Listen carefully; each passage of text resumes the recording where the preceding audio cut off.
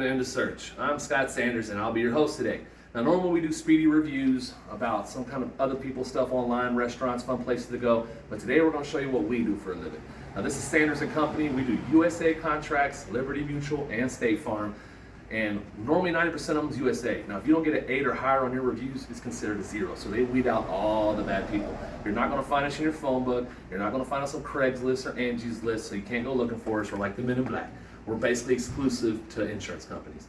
Now in the past year, we've been in the top spot. In the past 5 to 8 years, we've been in the top 5 spots. So we are the recommended company that they will ask for them. But they know us as Alamo Flooring and Construction. I subcontract through them, and I'm Sanders & Company. So now today, we're gonna show you some drywall. We're gonna show you big patches, little patches, medium-sized patches, ones on the wall, ones on the ceiling. That way you can get an idea of how to do them at your own house. Because I used to watch videos on YouTube. Most people don't know what they're doing on there. But since we've done 1,100 houses, and we're still with USAA, and the contract of the year, what we say is normally the best way to do it. So come on inside. All right, follow me. So this is a ceiling drywall patch. Now you can see here the thickness of it. It's 5/8. 5/8 is the thickness because it's more durable than 1/2 inch. If you go to Home Depot and Lowe's, you're going to have 2 different sizes, 5/8 and 1/2 inch. The 5/8 is going to have red tape on the side. You tie them together with this tape, it pulls off easy, but the red one's 5/8, and the blue one is 1/2 inch. 1/2 inch is for walls. And unless you're doing garages, normally the whole thing's 5/8. It's just so it doesn't get so flimsy and pull away from the ceiling. You can get the wall, duck and dodge. But today is not an episode of FTV Cribs. Today is an episode of Scott or Sanders & Company Got Dibs. Some more ceiling patches. And then we'll catch them down here to the master bedroom. And I did get permission from the homeowner to do before and after pictures and videos. So we got the little patch. We'll show you how to do this with backers. We also have the entire bathroom. Probably don't need to show the closet because it's just little mini patches. The entire bathroom, even underneath the vanity. But again, this one's for drywall. Now you can see in here, this is popcorn texture on top. It's basically crushed styrofoam that we shoot onto the ceiling about 120 PSI. So when we shoot that up there, it's made to cover all imperfections on walls. You can see on this wall, it's sand texture. They didn't use those back in the 50s and 70s, same thing with popcorn. It's real hard to touch, kind of scratches you. Not something we normally recommend, but we have to give people back what they used to have. The whole entire atrium, the surrounding needs to be redone. Now this ceiling's orange peel, which is just a splatter look. It's kind of hard to see in the video, but it looks like little splatter marks on the wall. Now here's your drywall for the other wall. Now it's always good when you do this. This could be a little flimsy. You can see it flex a little bit. You want to put a screw back in it to suck this pre-existing drywall back onto the wall. But it also marks the stud. So that way when you put the new piece up, you don't have to guess where it's at. You can see it. And normally, say this was plumbing, I'll put one here, but I wouldn't put a screw in here just to guarantee I don't hit it. When it comes to one that's on the wall already, it just has to be lifted off the ground about 1 inch. So basically when you shoot it in the wall, you want to put a screw at the top, and then the baseboard's going down here, put the other screw on the bottom. You just need one about every 2 to 3 feet when it's on a wall, because they're every 16 inches. Now if it's on a ceiling, like in here, these are every 2 feet. So a screw's gonna go every 2 feet. And then if you're coming down this row, you gotta put them every 2 to 3 feet. Most people put them like every 12 to 16 inches. That's way too many. You don't have to overdo it like that. More glorious drywall. Get the patch? Yeah. And then here, another bedroom that has popcorn ceilings. Another medium-sized patch that we will get to you. Now the problem with this one, we're not going to show popcorn texture on here. You can watch another video that's going to show different textures and how we shoot them, when we mix them at. But we can't do it here because they want to switch to orange peel. So I can't show you the before and after of popcorn or orange peel. It won't be the same texture. Now prime bar marks, another big problem. People take their baseboards and you scar the top of it with a box cut. So you don't have to go hard or real deep. You just need to scar the caulk line. After that, you take a pry bar and shove it behind the baseboard, because down here you can see there's a footer board of 2x4. All the other boards run vertical off of them. But if you get to that 2x4, it backs the drywall. You pull forward, it'll pull your baseboard off. Now again, you don't need a lot of nails for those either, but most contractor stuff I've seen, they put like 12 nails in 1 foot. It's retarded. Gravity works, it's going to stay down. If you put the pry bar on the top, like so, and you bend it up, that's when it punches through the drywall. So just make a habit of not doing that. Go down the backside, patch that board down there, and pull forward. Now a little tiny patch like this, you're just going to use what we call mud, but it's joint compound. Now joint compound comes in 5, 20, 45, and 90. And then you can get it at Lowe's or Home Depot, McCoy's, anywhere. But Lowe's, we found out, has a little bit better. I'm a Home Depot guy normally, but at Lowe's, it's easier to sand their stuff. It's coming out better. So you get that. The 5, 25, 45, and 90 just means the speed it dries it. So if it dries in 5 minutes, 20 minutes, you mix a little bit of water in there and get it to where it's like peanut butter. Now he's gonna laugh at me, the cameraman, because I always use food references. But look at me, I'm a fat guy. It's what I know. And Drywall, how to fix everything else. They called you Mr. Know-It-All, Mr. Know It Half, a quarter of it all. Well, shit, that ain't all at all, y'all. So you put about a little bit of water in the 5 or 20, and you put it in the hole, and then you put drywall tape over it. Now when you come back, it's gonna ooze a little bit forward, look like a fat man, kind of like my belly sticking out. You take a painter's comb to scrape it off to where it's flat again, then it's already filled the hole. The next one's gonna do the hole patch. Now you can probably get away with just using a can of texture in here on little spots like that, which we'll show you can textures later. Now we're not gonna do the whole house in reviews, because you've seen it all anyway. You can read it. Yeah, I make my own shirts. All right, this is the 45 and the 90. So this is 45, this is 90, this is the ones from Lowe's. It says quick set light, but it's real easy to sand. So when you put it on a wall, if you get premix, which is in the big 5-gallon buckets that has a green lid, that's what we use for texture. We water that down, we spray it through a hopper, it turns to like cement. So it's not real easy to sand. And I know other people use plaster of Paris and other weird stuff. Don't use it, it's really hard to sand. The best part of a drywall patch is after you float it, sanding it makes it disappear. Then you put texture over it just to match and blend in with the rest of the house. But with this, that's the 45, that's the 90, because we're doing huge patches. We want time to take our time to float. You're not going to want to use 5 or 20. It's because it'll just dry up in your pan. You'll be wasting a lot of it. When you have a job this size. I did the Men in Black thing. I said, we're not on Angie's List of Craigslist. Yeah. So here's the other one, and then we have another room in here for the before and after. Look at it. This is Brandon, ladies and gentlemen. You get his backside if you didn't want to turn around. Now, Brandon and Jake are great multitaskers. They can ignore you, listen to you, and completely forget what you said in seconds. They multitask all the time. They're the greatest. What do you say? All right. See you in a minute. All right. Small drywall patches. Now, this is my favorite, and this is what you're probably going to see in your house from somebody punching a hole in the wall or a doorknob punched a hole in the wall. Something happened to your house where you just got to patch something small. Now we're going to do the bottom corner because it's already open, but the outlet's there. You're normally not going to have an outlet. So first, you go ahead and find your screws, and you're going to tie in the pre-existing drywall into the stud. But you want to reach in there and make sure that there's no electrical lines. Most electrical lines come from the ceiling down to the outlet. Some of them, they piggyback that outlet box and go through the studs to another one. So you just want to make sure that there's nothing there that you're going to screw into and have more problems. So you put a screw here, you put one there. Now it marks your stud. I don't want to go to the next stud, so I put a 1x4 back there. So if there's plumbing or electrical lines, the 1x4 fits way better than the 2x4. Gives you more surface and meat to screw into. So you put this up there. You always want to make sure you have at least one screw up at the top, 2 or 3 on the sides. There's one down here, a 2x4 as a footer, so you don't have to worry about going all the way down. It's just the time together, keep them flush. Then you want to measure to cut the hole out for the outlet from the top of the drywall or the pre-existing drywall. You don't want to go in the corner because casing's here, there's wiggle room. I don't have to worry about getting an exact measurement from over there, and then it might be too tight. So when I measure, this was at 18, but I went an extra inch past it because this line wasn't straight, that line wasn't straight. So from the ground up, it was only 19, but we went to 20. So we went farther with the patch. So you cut this out at 19 by 20, you put it up on the wall, you trace it, and that way you get a really straight line, and this will fit it perfectly because the tighter it fits to it, the less you have to float. You don't have to float it 2 or 3 times, you probably can get it in 1. So that's what we did. I already pre-cut it out for you. Then you get your measurements for your outlet. You start from the right side and come over, and it doesn't matter what side it's on, it just has to be from the drywall that it's going to be touching. So if it comes from that side, 7 1/4. And then from top down, because you don't measure from the bottom because it sits off of the floor, you want to do 7 3/4 and 11 1/4. So top down, 7 1/4, 11 1/4, and then 5 to 7 1/4 from right to left. We've already pre-cut everything to make it look way easier than it is. But that way, when you put it in, it fits really snug. But now it's already matched to those. You just want to suck in enough to where it barely goes underneath the hinge. You don't want to suck it in too far. Now the rule that when you're using screws, you want to strategically place them because the casing is going to hide these screws, so I don't have to float them at all. This other one's down here at the baseboard. The baseboard's going to cover it. So now it's a tight fit, so you just have to screw your outlet back on. And you want to be safety and not touch the sides, because that's where it'll give you a shock. Nothing to make you go cry to your mom, but it will wake you up like a can of Folgers. So you just get that back to where it's just touching the paper on the drywall.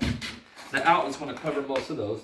You drywall tape it, and when you're thinking of patches, you want to try to make sure you get rid of the edges. When someone knows there's a hole there, say you're doing it for someone else, they know that hole's there, they're looking for these lines and in that area. Now if you put it on too thick, when some people just float the tape line first, on a small patch, you want to float the whole thing. That way you don't have that little speed bump hump. So if you do the first tape line only and then you float the whole thing, you get like a speed bump hump right here. So when we do it, I want to come past the casing. That takes care of a line. The left side line's gone. If I go down below the baseboard, I don't have to worry about that lip showing either. So now it's just this side and this side. So the first float, we're going to bring it up about 2-3 inches just to cover the tape line, but go from the bottom all the way up and the side all the way over. You float the whole thing. I like to think of it as a wheelchair ramp. When you're coming to the edges, it should almost be thin as nothing. You can't even see it. And then it gradually gets bigger to fill the gaps. So the first float's going to be to here, second float's going to be out to here. So now when they're looking at the patch here, the lines are really up here. So it's really hard to see the patch the farther you go past the pre-existing lines. That's how you do a short one. Now also plumbing comes through the ground, so you don't want to, you got to be careful where you're shooting baseboard nails or other stuff. When you do screws for a drywall, it needs to be 1 5/8 inches. 5/8 inches because the ceiling is 5/8 thick. You want 1 inch of the screw into the stud. So when you do a ceiling, it needs to be 1 5/8 inches. When you do a wall, it's 1.5 inches, but at least that inch is into the wall holding it tight. All right, let's do a medium patch. Long patch, we call this up to 2 feet. It's linear feet, which is the length.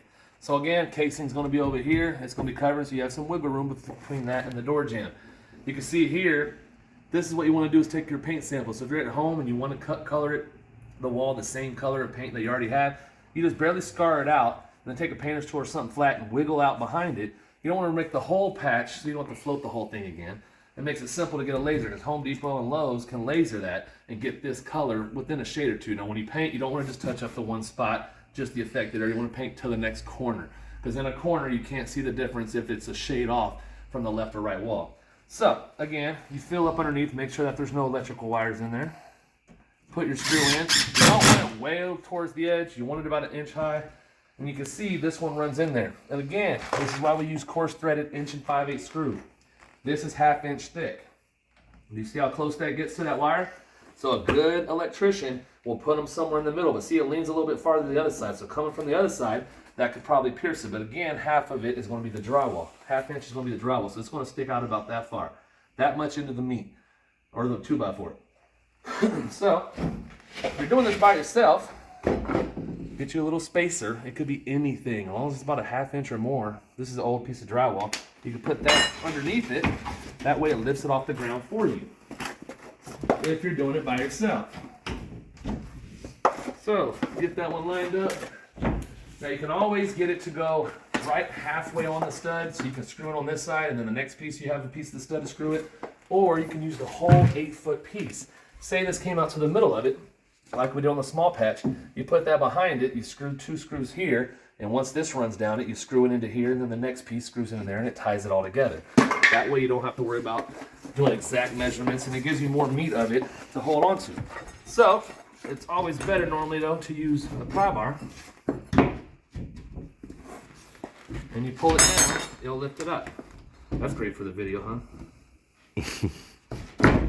All right, normally Third time's the charm. But Jake rather just sit there laughing. Videography 101. All right. So lift it up to touch, and again, it doesn't have to be perfect because not all the time it's going to be straight. Same thing on the other side. You got a little spacer down there. Now again, you don't want it right on the edge. You want a little bit of a room so there's meat in between it.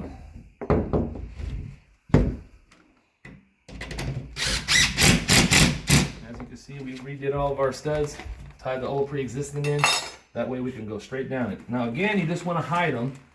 We're going to be floating here anyway, so that'll get rid of those, but you want to go low enough to where it's behind the baseboard. Now you don't even have to float that bottom part. All right, that's how you do a medium-sized patch on the ground. Radical, bro. Totally gnarly, man. Nectar. This is floating. We're using 5 joint compound, it's Lowe's brand. But normally when you do it, you just want to get the tape on the wall, so you don't need to have nothing pretty on your first round. This is 5. You don't want to use this unless you are a pro and do it a lot, because it dries up really fast. So normally take 45 or 90, that way you have time to do it all. Just want to put some strategically in some spots. You're just going to run it with the tape. Doesn't need to be pretty, but it's your first float. Now, it also has sand texture on the wall, so we should scrape a little bit off because it has what I call wave patterns, which makes it have ridges. Oh, you see that spin? I'm a bad man. Bad man, I tell you. Bad man. Bad man. Ooh, look at that doogie boogie. Bad man. So you just want to keep going over it a little bit, back and forth, left and right, because that kind of levels it out. So if this piece sucks in more than that piece, that kind of straightens it out. Always remember, food references, peanut butter like style with that mud. Jelly, baby. Peanut butter style. All right, so the more you keep it on the edge of your knife, the better you can get in a corner. So if we were floating back into a corner, you keep on the edge of your knife and get it good. Remember, small patches, you want to float the whole thing. That way it levels it out. Ooh, that level there. Now, the more you push against the wall, the more it's going to come off on the wall. The more you leave it out like this, like at a 90, it's going to scrape it off and end up on there. On your float knife. So again, if I go low, it gets underneath the baseboard line. I don't have to sand that spot. Why? I get over here behind the casing, I don't have to sand that spot. Why? So now, let me see if I can do a bad man move. Oh, back the other way. Butter pecan. Pecans. Pecan. Not here in Texas, it's pecan. Smooth like butter. Everybody's been having that debate. And it's not mayonnaise, it's mayonnaise. And it's tomato, not tomato. Mmm. And again, it don't have to be perfect on your first float. The second float's where you're going to be like ice on a cake. It needs to look like butter, baby. I mean butter. So again, we get a quick spin, because why? I'm the damn shit. So just put it on the wall. Don't keep it in your pan. Doesn't do any good there. No good, no way, no how. Look at that there. Look at that there. Beautiful. Beautiful. See, it's already getting a little hard because it's 5. It's going to be drying super fast. I don't recommend it unless you're doing a small single one patch. But that's a level. How you level it out, you get rid of the Look drywall. at that stroke. And also, you want to use this kind of tape. It is mesh tape. And we can find it. This is mesh tape. You can use, if you're doing a whole drywall patch, and it's brand new drywall everywhere, you can use normal tape, which is flat paper tape, but it doesn't stick to anything. Well, you can see the mesh. It's somewhere around there. Can't pull it off right now. But that's about $10 a roll. You want to use that stuff because then this float pushes through it. I've seen people that put the drywall patch up. Now, if it's wider than your thumb, say it was right there, it was wider than your thumb, you don't put tape on it. You float it up, float it down, then put the tape over it, and it'll hold it in a spot, just like you're going to see in here. See, that's at the end of the time. This stuff's getting kind of hard. So it'll stick in there really good. Might not have enough. But this is how you do small patches. Backside of your knife got a good batch. Yeah. Might have to go scrape a little off the wall. Yeah.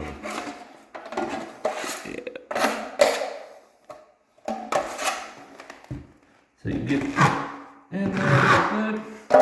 Here's your mesh tape. I like to pregame everything. See, it can squish through it. Then you put that on it to hold it in its place, and it will try to ooze its way out. You just gotta scrape that flat next time.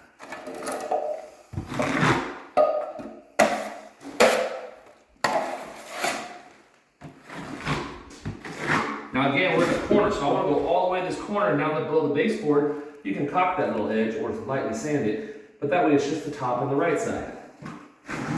But it doesn't have to be now, but it needs to be on the next float.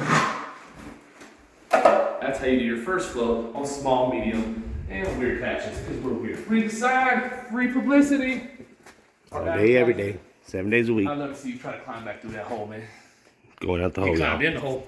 Y'all want to see something hilarious? I got. All right. So also another few tips is corner beads. If you thought that guys just put overlap and sheetrock together and make perfectly straight edges, bibbity bobbity, no, that doesn't happen.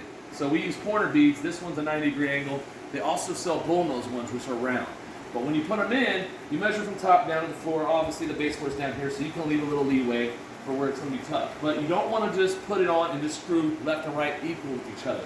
You can see that there's one up top, then the left one's down a little bit. Then right side, then left side. Right side, then left side. If you try to do just all on one side, it'll bend. It'll leave little crinkles in it. It'll blow away from the wall. So you put one up top and you put one here. And every time you put one in, you push on this so you can see it flexing again. You don't do it real hard, but you push it to make sure it's flat on both sides.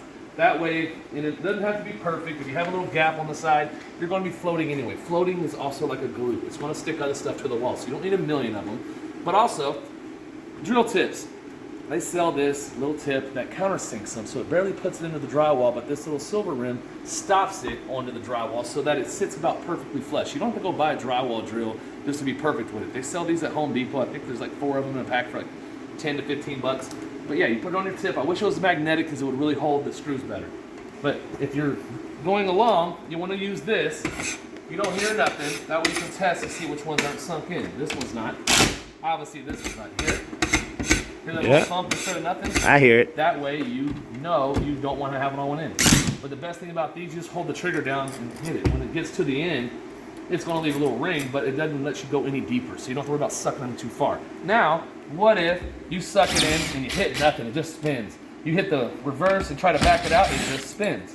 You can also use this for a painter's tool, tuck it in behind it, pull it towards you, and bam, it's right back out. Now also, when you see outlets, a lot of times they're old school. They have these little tiny machine screws that aren't really coarse threaded. So sometimes this is sucked in too far. So when you put the outlet cover back on, this one's not going to be that bad situation, but you have to imagine what we're saying. This could be sunk into the wall too far. Now if it is, the best way to bring it back out is use a coarse threaded screw. And yeah, the drywall's going to hold this piece, but if it wasn't there, say a lot of time it happens in around microwaves and ovens when you have a backsplash.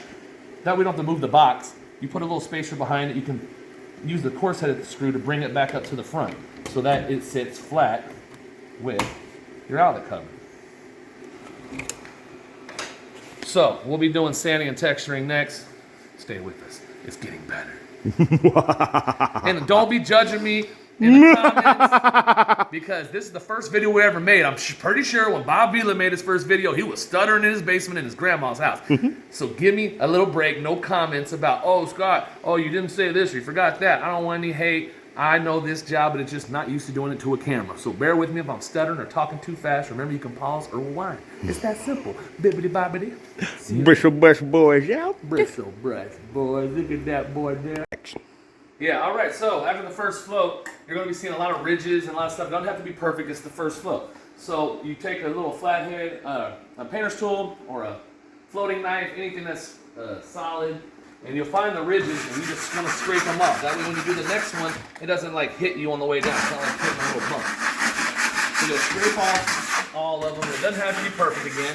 But see, it'll bubble through the tape line, leave like little corn niblets. Another food reference. Niblets. So see, get up close, see this little ridge, how it's deep. On the second round, that's when a rock drug across it. So it's better to have a ridge than concave. You want it convex, not concave, which is, you want it sticking out, not sinking in. So when you're doing the second float, you want to make sure there's a whole bunch of little dots right here from air bubbles that got trapped when you mixed it. Because some people, when they mix it, they don't mix it fast or long enough. So you want to use something to scrape off the ridges before you mix it. Now let's go mix and we'll teach you how to do some mud. All right, so there's that baby patch. You can see, like I was saying, it kind of pushed the drywall tape out, made a little hump. So you use something flat just to get as much as that off as possible. To get it flat as you can. There you go. So then the next float, the second float, we'll cover up that and we'll go past this. Now, second float's all about the edges. That's all they're ever going to see. So you come up about here and about out to here, but it's all about getting the edges flat first, and then you normally just take one from the corner, throw it straight over. All right, let's do some mixing. All right, now this is the little baby patch. This is a cute little patch. Hey, little baby patch, you get your little baby wrap you what's wrong with you? All right, again, go below the baseboard and go all the way to the corner because it gets rid of 2 different spots. Now this one is all about the edges, because the more chunky these edges are, the more you're going to be sanding it. So you want to start off when you sand on the edges. So here we're going to get it up, get way past the line, because again I'll be looking down here, not up here. But I like to go and just hit the edges first. I'll make some ridges and then one swipe across or up. Now those are really thin edges. If you take a wet sponge and a certain dry time when it starts getting tacky, you can actually use a wet sponge to feather them out. All right, where's that medium sized patch? Your brother of the baby patch. Actually, I already floated this one, I think. Maybe points to it. But yeah, you want to start getting rid of the edges. Just lightly float over those. So back your wheel cleaner ramp. That way it's super smooth and really easy to sand. Now when you sand, we're probably not going to show the sanding video, but it's more about your touch than looking. You want to look to see the edges. You can take the sander. We connect it to a vacuum to get rid of about 95% of the dust. Probably will show you a little bit of that. But you can tilt it a little bit, and when you tilt it, you can get these edges first and get rid of those. And then when you hold it flat, obviously the sander's flat. It's going to keep it flat. But you want to take, I close my eyes, he laughs at me. But yeah, you want to try to feel around and find out where these little humps are at, or the other little edges and ridges that you can find. Because you can see it, and when it's all white and dusty and you've been sanding, it's hard to kind of see those ridges or humps. So you want to kind of float your hand back and forth to find those humps with your hands, because you can feel it way easier. All right, where is the big patch? Corner beads. All right, second float. Corner beads is always best. Again, just get it on the wall. Just like you did the first float.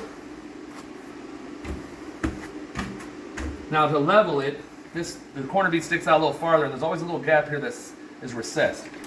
You just want to start at the bottom. You want to go slow enough that gives it enough time to spread out. If you go too fast, it's not going to spread out in time.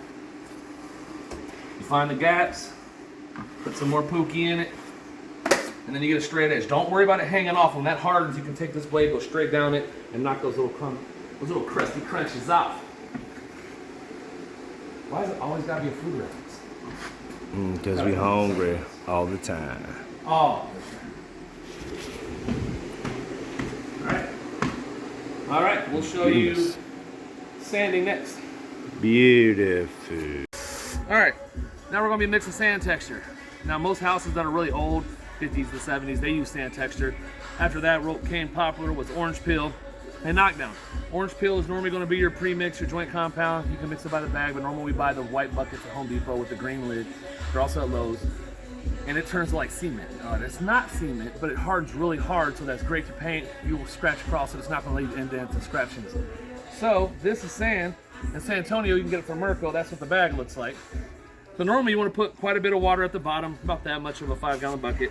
That way it doesn't clump up at the bottom. And when it comes to sand, you are going to stir the living life out of it. You have to break it up. It's like a sand castle at the beach. You use a lot of water. Oh, what happened? Your castle crumble? Yeah, man. You need that thing to be able to. Need a lot of water. You want to be able to stir it all thoroughly. Like, just keep going and going and going. It needs to fly through the hopper. It's mainly going to be more joint compound than anything. And then a little bit of sand. If you don't, you'll get huge, huge clumps on the wall. We call them boogies, and you got to knock them all off.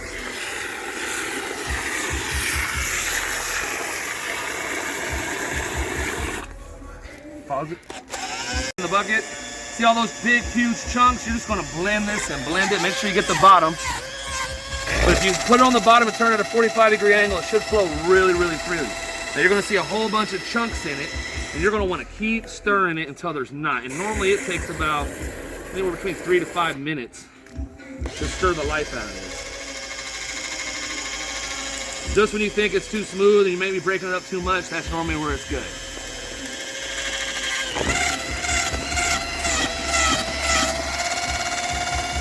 And yes, don't use your DeWalt drill or any other handheld drill you have. It will burn them up. You gotta have corded. I don't care what the power is. I'm really a big fan of the DeWalt XR system, the Max, but it's not made to stir big loads.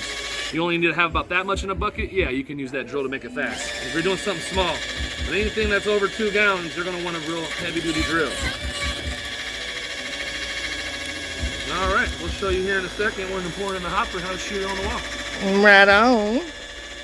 All right, now with your hopper, you get them for 80 bucks at Lowe's or Home Depot. They have a dial right here. You want to open all the way. You want your compressor about 110, 120. You want it to come flying out of there. So after you mix a ton of water and beat it up for a long time so there's no chunks, normally you want to use a brand new bag. If you use an old bag, it picks up moisture. We've had problems where the chunks get jammed in here and it's just a nightmare. So just always use a new bag. Don't try to save it for another day. But it will come flying out here at 110. Now you can dial this down. I'll put a black mark around the middle. That'll let less air come through it. And that's normally if you're doing like knockdown texture, which is the same as orange peel. You splatter on the wall, you wait 10 minutes and you smear it. But it'll come out in real big chunks. It looks like poop's coming out of this thing. All right, the rest of it, you pull the trigger just a little bit or you can pull it all the way and open it up. If it feels like it jams, that's when you hold it down all the way to unjam it. But normally you want to pull it about a third of the way or about halfway, so that way it sprays out evenly. Now when you're trying to cover it up, you're trying to get rid of the edges of your floats. So you can see all the top parts and the sides and all that. I want to get those first if you have a bigger patch. So say the patch came up here, I would hit the edges first, then fill in the middle.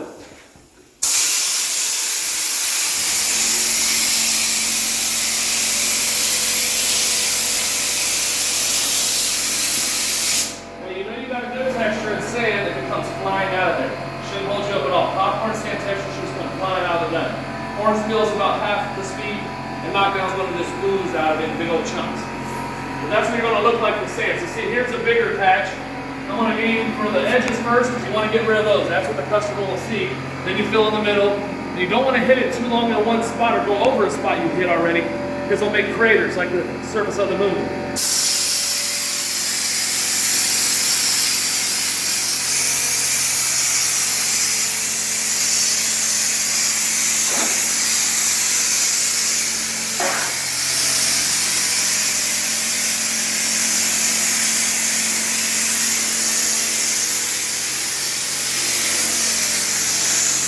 Now you want to do circles, or you can go left and right like a typewriter if you get thin little spots like the door. But normally you want to go in a circle because it does an more even pattern.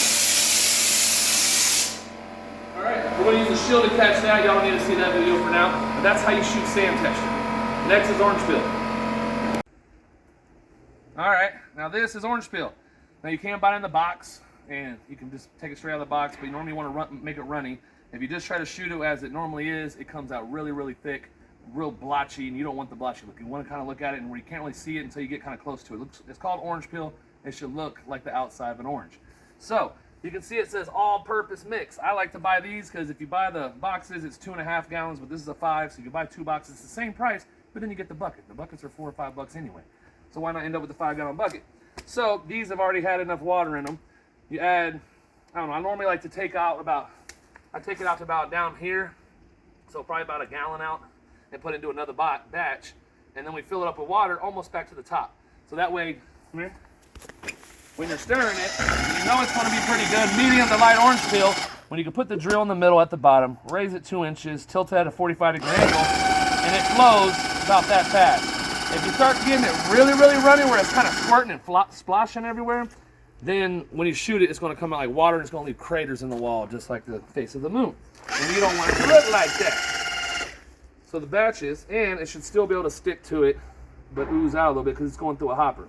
If it gets too runny, it's not going to make the orange peel look.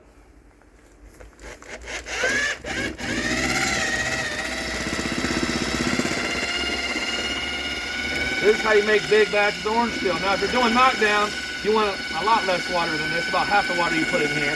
Again, we add about that much water. You want about that much just to make it knockdown. When you pick this up, it should stick to it and none of it falls off. And you'll have to adjust your hopper. But we're not doing that today. Today's orange peel, and it's the most popular pick.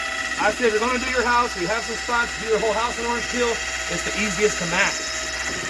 That way if someone hits the doorknob hole, punches a hole in the wall, whatever, it's the easiest to match because you just got to pull the trigger, and most people can figure out if it's light, medium, or heavy orange peel. Sand texture's too old, it's not nice looking. Knockdown's really hard to match. The popcorn's too old also. So there's a million other textures, crow's foot, and unfinished, but this is what we're showing you for now. All right, now let's go spray it. Yeah. Good thing you, hopefully they didn't catch that pot. Still running? All right, orange peel. I already walked you through the hopper. We just cleaned it out. Again, you want it wide open. Again, you want the compressor on 110, 120. You want it to come flying out. You don't want it as runny as sand, but you don't want it as thick as knockdown. So again, you want to go in little circular patterns, or you can go left and right, but you don't want to go over the same spot too many times. Also, we only have a little compressor. If the compressor gets too low, this will start coming out slower. You want to pause and let the compressor fill back up.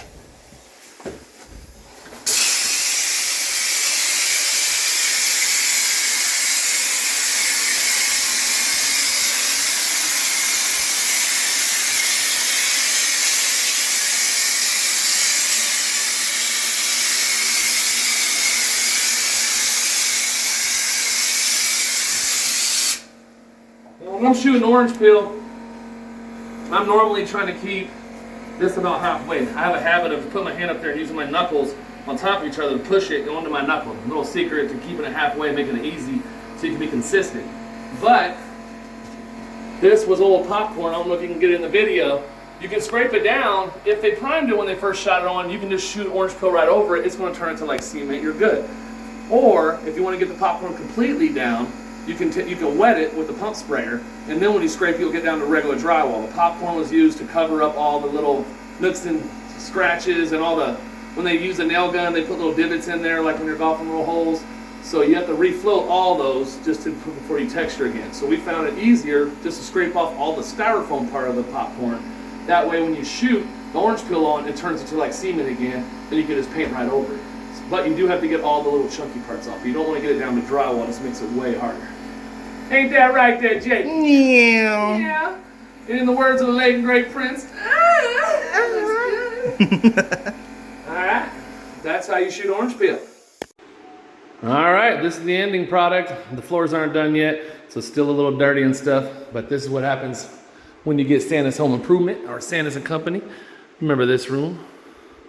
Gone. Oh my God, the wall's back. Window seal done.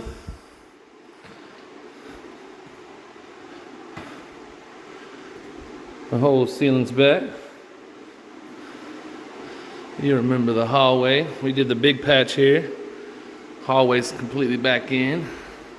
They wanted all the ceiling to go from popcorn to orange peel. All this is back. Master bath. Ceiling's back. New mirrors and lights. Had to remove that just to put in this one piece. Now there's still gonna be a little discoloration because we finished painting. Ceiling's back in here. And quantum leap. So remember this ceiling was completely gone. Yay, and she turned it blue. Oh, this ceiling was gone. Look at those crisp, straight lines. Oh my God. Now I know this is a super long video. I promise I will make a whole bunch of videos of just floating little patches and then doing sand texture, popcorn, you name it. We'll show all the other videos. Quantum leap to the kitchen. All right. Kitchen had the big patch. Right above there, lights all working. Got the can lights up. The original room we started in. And then bedroom number 4. Yeah, we'll do other videos that are a lot shorter, 2 to 3 minutes each. I'm just showing you how to mix, pre-mix and shoot texture. Turned all these rooms from popcorn. The whole ceiling was gone in here. Haven't trimmed out the attic access because they found another water leak in the ceiling. All right. Well, thanks for stopping by, spending some time with me. This is what we do for a living, but I will make a lot shorter videos so you can see how to do it if you're just trying to repair some patches. All right, have a great weekend.